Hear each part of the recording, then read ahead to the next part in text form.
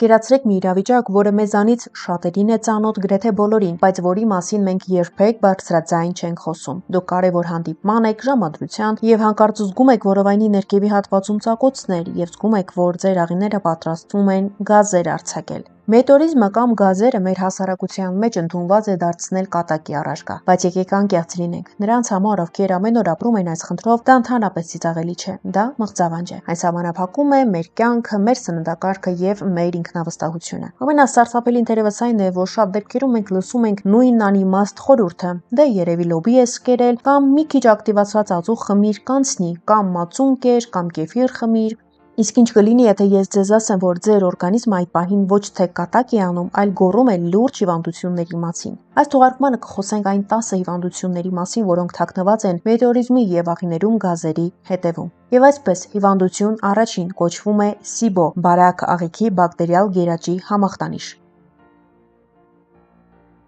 Սա առաջին եւ ամենատարածված հիվանդությունն է, որը արտահայտվում է գազերով։ Եկեք հասկանանք ֆիզիոլոգիան։ Հաստաղիքում ապրում են բակտերիաներ, որոնք այնտեղ շատ կարևոր եւ շատ օգտակար են։ Սակայն ստացվում է այնպես, որ հաստաղիքում գտնվող բակտերիաները գնում են դեպի բարակ աղիք։ Դա աղետ է։ Ինչու՞։ Որովհետև բարակ աղիքում տեղի է ունենում սննդի հիմնական ներծծումը։ Երբ դուք ուտում եք, բակտերիաները արդեն սկսում են ուտել ձեզանից առաջ։ Նրանք այնտեղ խմորում են սնունդը եւ որպես թափոն արտադրում են հսկայական քանակությամբ գազեր, ջրածին կամ մեթան։ Ինչպես հասկանալ, որ ձեզ մոտ հենց SIBO հիվանդությունն է։ Ձեր փորը փքվում է ուտելուց անմիջապես հետո 15-30 րոպեի ընթացքում։ Դուք զգում եք լիության զգացում նույնիսկ մի քանի գդալից հետո։ Ձեզ թվում է ձեր որովայնը ուր որ է կպայթի։ Օգտակար համարվող մանրաթելերը, օրինակ, խնձորը, կաղամբը, բրոկոլին ձեզ ավելի են վատացնում, ավելի են փքում ձեր փորը։ Սա բուժվում է ոչ թե դիետայով, այլ սպეციფიկ հակաբիոտիկներով, որոնք գործում են միայն աղիներում։ Եթե դուք փորձեք ուղղակի չուտել, բակտերիաները չեն անհետանա։ Նրանք այդպես կապրեն բարակ աղիքում եւ կսպասեն հաջորդ պատառին։ Ինչպես է ախտորոշվում այս հիվանդությունը։ SIBO-ն ախտորոշվում է շնչառական թեստի միջոցով, որը միակ ճշգրիտ մեթոդն է։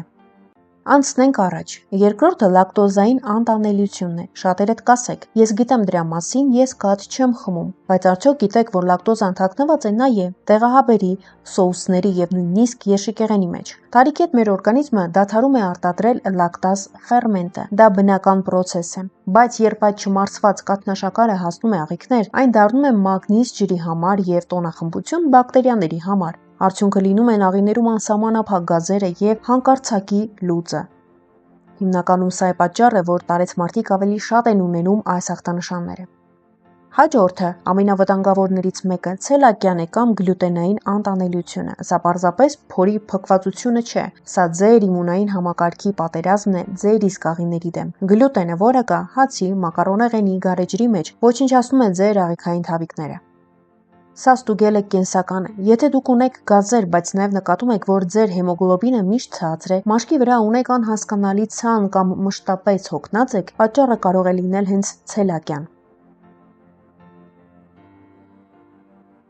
Եթե այն չբուժվի, այն կարող է բերել անգամ օնկոլոգիական խնդիրների։ Սա այն դեպքն է, երբ մեկ կտոր հացը կարող է դառնալ թույն ձեր մարմնի համար։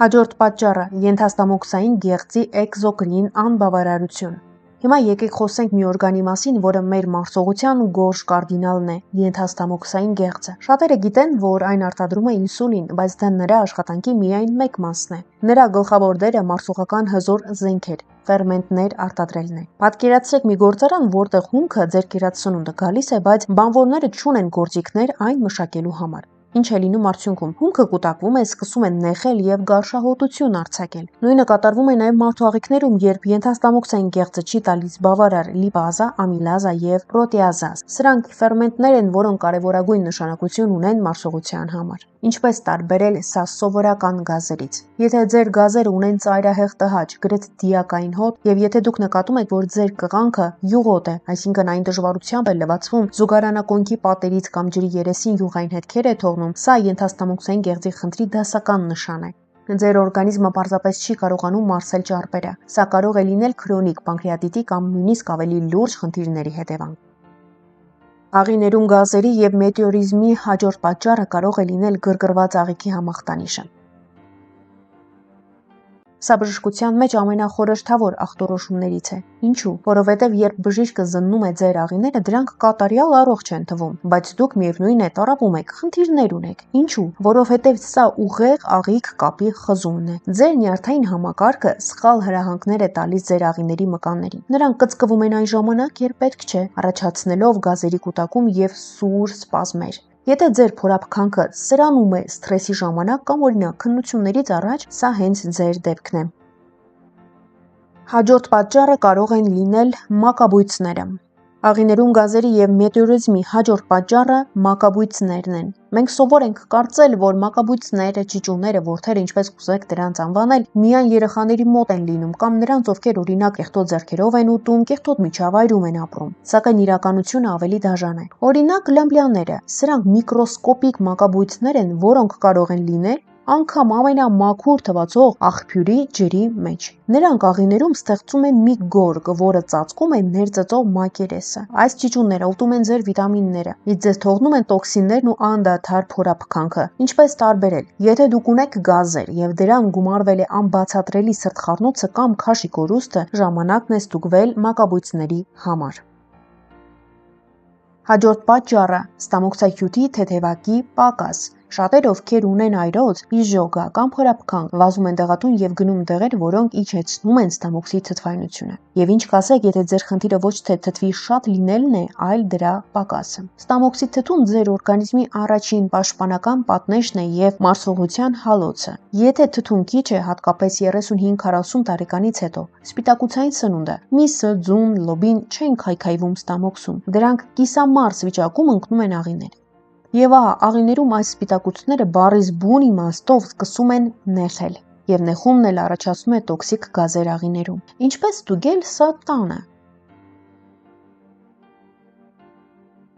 Կա մի շատ պարզ տեստ սոդայով, բայց ավելի լավ է ուշադրություն դարձնել ախտանիշներին։ Եթե դուք միս ուտելուց հետո ժամերով զգում եք, որ ձեր ստամոքսում քար կա, կամ ունեք բխկոց ուտելուց հետո, ապա ձեր թթվայնությունը հավանաբար ցածր է։ Ստամոքսի ցածր թթվայնությունը նաև կանաչ լույս է բերևում նշված բոլոր բակտերիաների և մակաբույծների համար։ Առանց թթվի մեր ստամոքսը պարզապես բաց դուռ է տարբեր վարակների համար։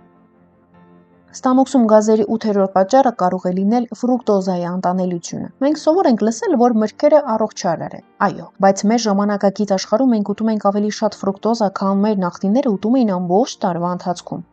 Այն ամենուր է գազավորված ըմպելիքների, քաղցրավենիքի, սոուսների մեջ։ Եթե ձեր օրգանիզմը չի կարողանում ներծծել ֆրուկտոզան, այն պատճառ է դառնում մետեորիզմի և աղիներում գազերի առաջացման։ Հաջորդ հիվանդությունը կոչվում է գաստրոպարեզ։ Սա ծույլ ստամոքսն է։ Սա մի վիճակ է, երբ ձեր ստամոքսի մկանները պարզապես հրաժարվում են աշխատել։ Սնունդը կարող է երկար մնալ ստամոքսում 5 ժամ, 10 ժամ և նույնիսկ 20 ժամ։ Սա հաճախ հանդիպում է նրանց մոտ, ովքեր ունեն շաքարային դիաբետ կամ նյարդային համակարգի խանգարումներ։ Սա առաջացնում է ոչ միայն գազեր, այլև մշտական հագեցվածության զգացում, նույնիսկ եթե ոչինչ չեք կերել։ Որոնք են այն կարմիր դրոշակները, երբ դուք պետք է վազեք բժշկի։ Առաջին, եթե ձեր աղիների աշխատանքը կտրուկ փոխվել է։ Օրինակ, միշտ եղել է նորմալ, բայց վերջին 2 ամսում օրինակ անընդհատ փորկապություն է։ Երկրորդ, եթե կղանքի մեջ այր ունեք նկատում, նույնիսկ փոքր քանակությամբ։ Հաջորդը, եթե դուք ունեք գազեր և միաժամանակ քաշի անբացատրելի կորուստ։ Եվ եթե դուք 50 տարեկանից բարձր եք և երբեք կոլոնոսկոպիա չեք արել, չեք զննել ձեր աղիները։ Այսպիսով մենք անցանք 10 հիվանդությունների միջով։ Հիմա հարց է առաջանում՝ ինչ անել։ Առաջին, վարեք օրագիր, միայն 7 օր, գրեք ինչ կերաք և ինչ զգացիք։ Դա բժշկի համար ավելի արժեքավոր է, քան ցանկացած թանկարժեք անալիզ։ Գնացեք թիրախային հետազոտությունների։ Մի խնդրեք ընդհանուր ստուգում։ Արեք SIBO-ի շնչառական տեստ, ֆեկալ էստազիա ֆերմենտների համար և ստուգեք հակամարմինները գլյուտենի նկատմամբ։ Ձեր առողջությունը ձեր ձեռքերում է։ Աղիները մեր երկրորդ ուղեղն են, երբ նրանք խաղաղ են, մեր միտքը պարզ է, իսկ էներգիան անսպառ։ Հարգելի հետևորդներ, այս թողարկման համար պատրաստել ենք այսքանը։ Եթե մեր աշխատանքը ձեզ դուր եկավ եւ իհարկե օգտակար եղավ, ապա առաջարկում ենք հավանել այն դնելով լայք։ Մեկնաբանությունների հատվածում գրեք ձեր կարծիքը տեսանյութի վերաբերյալ, նաեւ նշեք, արդյոք ունենում եք մետեորիզմի ախտանշաններ։ Դե իսկ վերջում չմոռանաք բաժանորդագրվել Բուժանկյուն TV ալիքին եւ իհարկե սեղմել զանգակի կոճակը, որպեսզի բաց չթողնեք մեր հաջորդ հետաքրքիր տեսանյութերը, որոնք ձեր առողջության մասին են։ Լավ եղեք եւ ամուր մնացեք։ Մինչ նոր հանդիպում։